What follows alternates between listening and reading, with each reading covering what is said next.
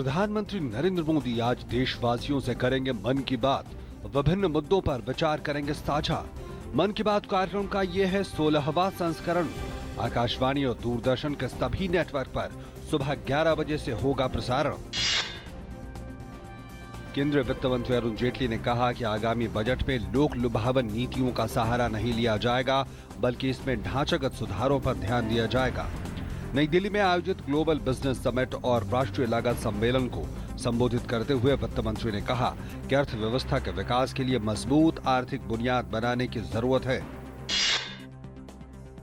एक अन्य कार्यक्रम राष्ट्रीय लागत सम्मेलन में वित्त मंत्री ने कहा कि मेक इन इंडिया अभियान की सफलता के लिए भारत को कम लागत वाले विनिर्माण केंद्र बनाने पर जोर दिया गया है। उन्होंने कहा कि भारत के पास कम लागत पर सेवाएं उपलब्ध कराने की क्षमता है। वित्त मंत्री ने कहा कि वैश्विक स्तर पर कम कीमतों का दौर और अन्य परिस्थितियां भारत के अनुकूल है और हमें इसका फायदा उठाना चाहिए।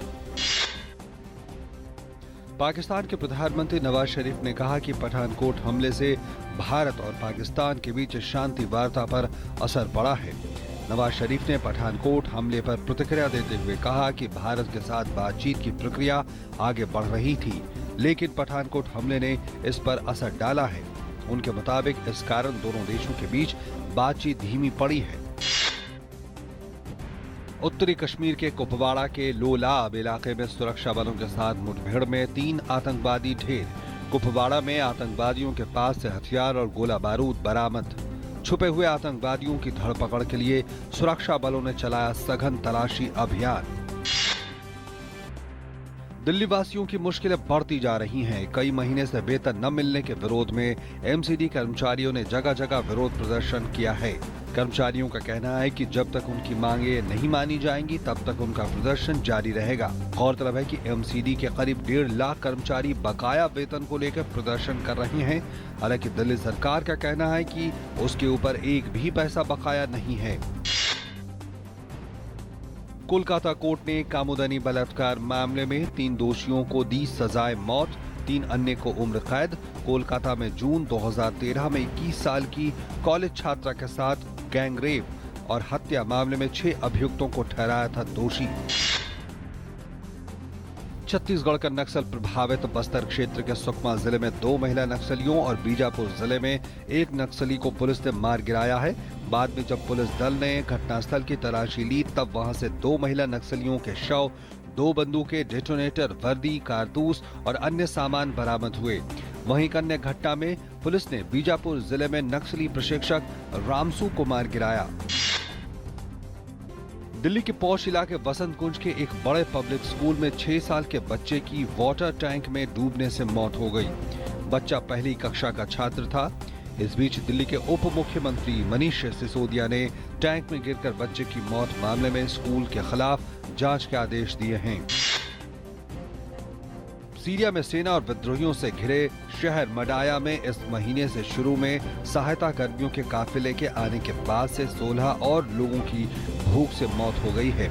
मानवीय समूह ने चेताया है कि शहर के कई दर्जन निवासियों की जिंदगी पर मौत का खतरा मंडरा रहा है, क्योंकि वे गंभीर कुपोषण से पीड़ित हैं। एमएसएफ के मुताबिक मडाया में दिसंबर से अब तक 46 लोग भूख की वजह से दम तोड़ चुके हैं। कोलंबिया ने शनिवार को घोषणा की कि देश में 2100 से ज्यादा गर्भवती महिलाएं जीका वायरस से संक्रमित हैं। इस वायरस से नवजात बच्चों के मस्तिष्क को नुकसान होने का संदेह है। राष्ट्रीय स्वास्थ्य संस्थान की रिपोर्ट के अनुसार कोलंबिया में इस समय 2116 गर्भवती महिलाओं समेत कुल 20,297 लोग इस वायरस से संक्रमित हैं। बीमारी का सबसे ज्यादा असर अब तक ब्राजील में हुआ है। यहाँ जीका वायरस के चलते अब तक करीब 4000 बच्चे असामान्य आकार के सिर के साथ पैदा हो चुके हैं। तुर्की ने रूस के एक लड़ाकू विमान पर हवाई सीमा के उल्लंघन का आरोप लगाया है। तुर्की ने इस मामले में राजधानी अंकारा स्थित रूस के राजदूत को तलब किया है। तुर्की के विदेश मंत्रालय ने कहा है कि रूस के लड़ाकू विमान Su-34 ने तुर्की की हवाई सीमा को उल्लंघन किया, जबकि उसे रूसी और अंग्रेजी दोनों भाषाओं में चेतावनी दी गई थी। भारतीय क्रिकेट टीम सिडनी में ऑस्ट्रेलिया के साथ अंतिम T20 मुकाबले में उतरेगी। 3 मैचों की श्रृंखला में भारतीय टीम 2-0 से आगे है। चोटिल फिंच के स्थान पर वॉटसन संभालेंगे कंगारू टीम की कमान। जर्मनी की एंजेलिक कर्बर ने जीता ऑस्ट्रेलियन ओपन की महिला एकल का खिताब। फाइनल मुकाबले में शीर्ष वरीयता प्राप्त और 6 बार की चैंपियन सेरेना विलियम्स को 6-4, 3-6, 6-4 से दी मात। उत्तरी कश्मीर में भारी हिमपात के कारण आज कुछ मार्गों को बंद कर दिया गया है।